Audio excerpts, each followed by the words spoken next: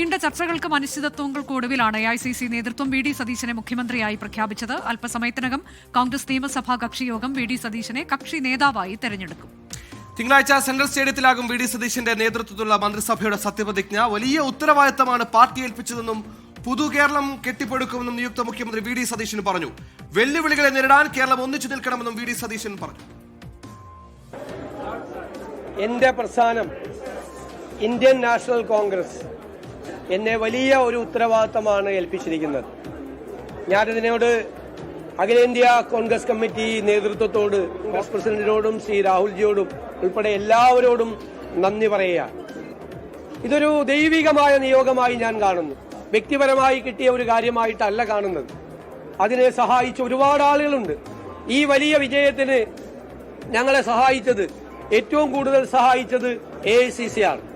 ആ AICCയുടെ പ്രവർത്തനങ്ങളെല്ലാം കേരളത്തിൽ ഏകോപിപ്പിച്ച് നടത്തിയത് പ്രിയങ്കരനായ അതിന്റെ സംഘടനാ ചുമതലയുള്ള ജനറൽ സെക്രട്ടറി ശ്രീ KC വേണുഗോപാലാണ്. ഇതിന്റെ ക്യാമ്പയിൻ കമ്മിറ്റി ചെയർമാനായിരുന്ന നമ്മുടെ മുൻ പ്രതിപക്ഷ നേതാവ് കൂടിയായിരുന്ന KPCC പ്രസിഡന്റായിരുന്ന ശ്രീ രമേശ് ചെന്നിത്തല, അദ്ദേഹത്തിന്റെയും പങ്കുണ്ട്. എന്റെ നേതാവ് കൂടിയാണ് ശ്രീ രമേശ് ചെന്നിത്തല.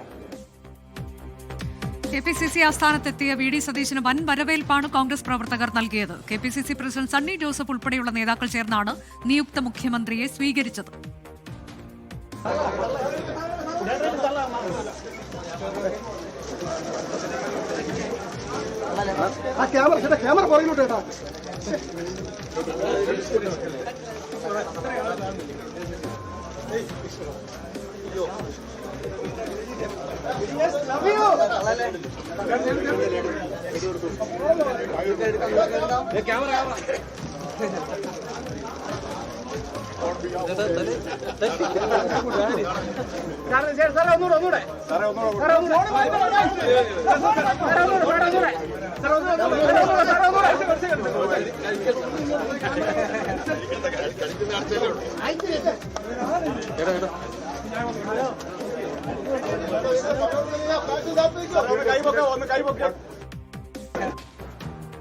AK ആന്റണി ഉൾപ്പെടെ മുതിർന്ന നേതാക്കളെ വി ഡി സതീശൻ കണ്ടു.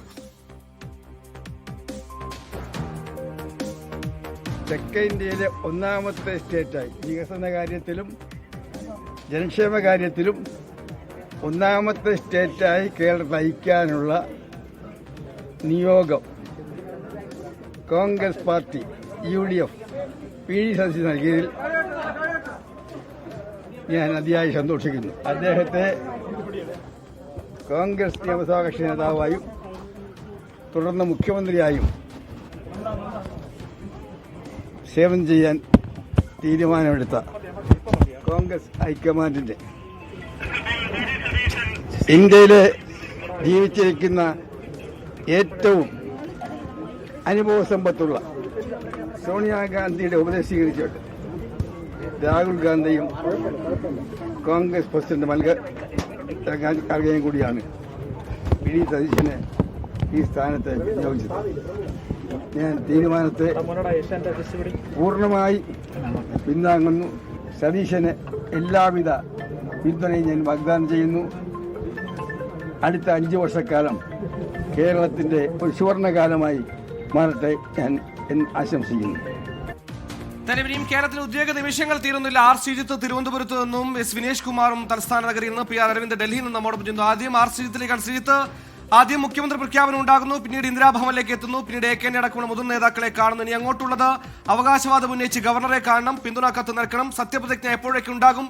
ക്യാബിനറ്റ് അടക്കമായിരിക്കുമോ സത്യപ്രതിജ്ഞ ചെയ്യുക? ഇനി എന്തൊക്കെയാണ് കാത്തിരിക്കുന്നത്?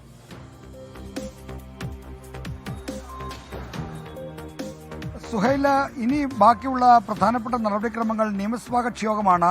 കോൺഗ്രസ് ഹൈക്കമാൻഡ് വി ഡി സതീശനെ മുഖ്യമന്ത്രിയായി നിർദ്ദേശിച്ചെങ്കിലും അതിന് നിയമസഭാ കക്ഷിയുടെ ഔപചാരികമായ അംഗീകാരം ആവശ്യമാണ്. അതിനുവേണ്ടിയാണ് നിയമസഭയുടെ ബാങ്കറ്റ് ഹാളിൽ അല്പസമയത്തിനകം കോൺഗ്രസിന്റെ നിയമസഭാ കക്ഷി യോഗം ചേരുന്നത്. 63 MLA-മാരാണ് കോൺഗ്രസിനുള്ളത്. അവർ തങ്ങളുടെ കക്ഷി നേതാവായി വി ഡി സതീശനെ ഔദ്യോഗികമായി തെരഞ്ഞെടുക്കും. അതിനുശേഷം വൈകുന്നേരം 7 മണിയോടെയാണ് ലോക് ഭവനിലെത്തി ഗവർണർ രാജേന്ദ്ര വിശ്വനാഥ് അർലേക്കറെ കണ്ട് സർക്കാർ രൂപീകരണത്തിലുള്ള അവകാശവാദം ഉന്നയിക്കാൻ പോകുന്നത്. നാളെ അതോടുകൂടി മന്ത്രിസഭാ രൂപീകരണവുമായി ബന്ധപ്പെട്ട ചർച്ചകളിലേക്ക് നിയുക്ത മുഖ്യമന്ത്രി വി ഡി സതീശൻ കടക്കും. UDF-ന്റെ കക്ഷി നേതാക്കൾ എല്ലാവരും ലീഗ് ഒഴിച്ചും പ്രധാനപ്പെട്ട കക്ഷികളെല്ലാവരും തിരുവനന്തപുരത്തേക്ക് എത്തിക്കൊണ്ടിരിക്കുകയാണ്. ലീഗ് നേതാക്കൾ നാളെ രാവിലെയോടുകൂടി എത്തും. വൈകുന്നേരം 4 മണിക്ക് UDF-ന് നേതൃയോഗമുണ്ട്. അതിനു മുമ്പ് ലീഗ് അടക്കമുള്ള കക്ഷികളുടെ നേതാക്കളുമായി നിയുക്ത മുഖ്യമന്ത്രിയും KPCC അധ്യക്ഷനും മന്ത്രിസഭാ രൂപീകരണവുമായി ബന്ധപ്പെട്ട കൂടിക്കാഴ്ച നടത്തും. ലീഗിന് 22 MLA-മാരുടെ ലീഗിന് 5 മന്ത്രിമാരെ നൽകുമെന്ന കാര്യത്തിൽ ഉറപ്പാണ്. അവർക്ക് മറ്റൊരു ക്യാബിനറ്റ് പദവി കൂടി അവർ ആവശ്യപ്പെട്ടേക്കുമെന്ന് സൂചനയുണ്ട്. ഉപമുഖ്യമന്ത്രി സ്ഥാനം ഔപചാരികമായി ഉന്നയിക്കാൻ ലീഗ് തയ്യാറാകുമോ എന്നതാണ് ഏറ്റവും ആകാംക്ഷ ഉണ്ടാക്കുന്ന കാര്യം. മറ്റ് ഒറ്റ MLA-മാരടക്കമുള്ള കക്ഷികൾക്ക് എല്ലാവർക്കും മന്ത്രിസ്ഥാനം നൽകാനുള്ള ധാരണയും കോൺഗ്രസിനകത്ത് രൂപപ്പെട്ടിട്ടുണ്ട് എന്നാണ് നമുക്ക് മനസ്സിലാക്കുന്നത്. കോൺഗ്രസും ലീഗും കഴിഞ്ഞാൽ 2 മന്ത്രിസ്ഥാനം ആവശ്യപ്പെടുന്നത് 7 MLA-മാരുള്ള കേരള കോൺഗ്രസ് ജോസഫ് വിഭാഗമാണ്.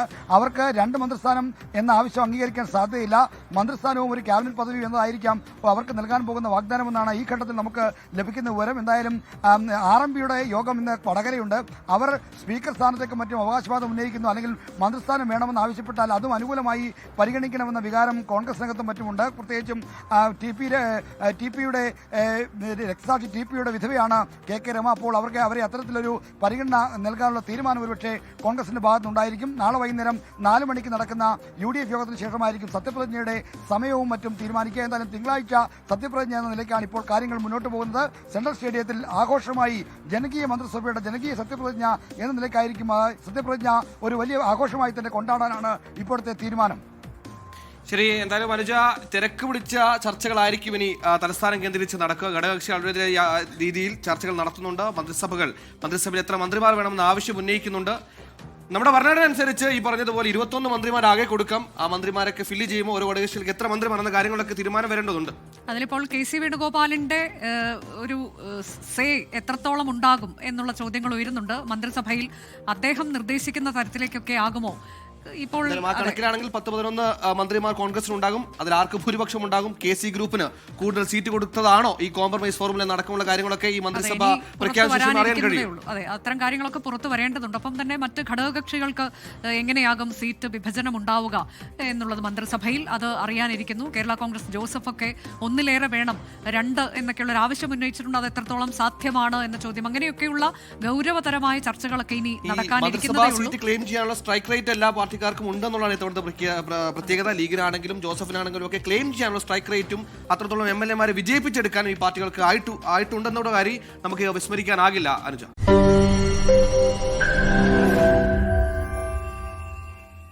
ലോകത്തെവിടെയായാലും ഏത് സമയത്തും 24 വാർത്തകളും ഓഗ്മെന്റഡ് റിയാലിറ്റി പാക്കേജുകളും എക്സ്പ്ലെയിനറുകളും വിശദമായി കാണാൻ ഞങ്ങളുടെ YouTube ചാനൽ നിങ്ങൾക്ക് സബ്സ്ക്രൈബ് ചെയ്യാം.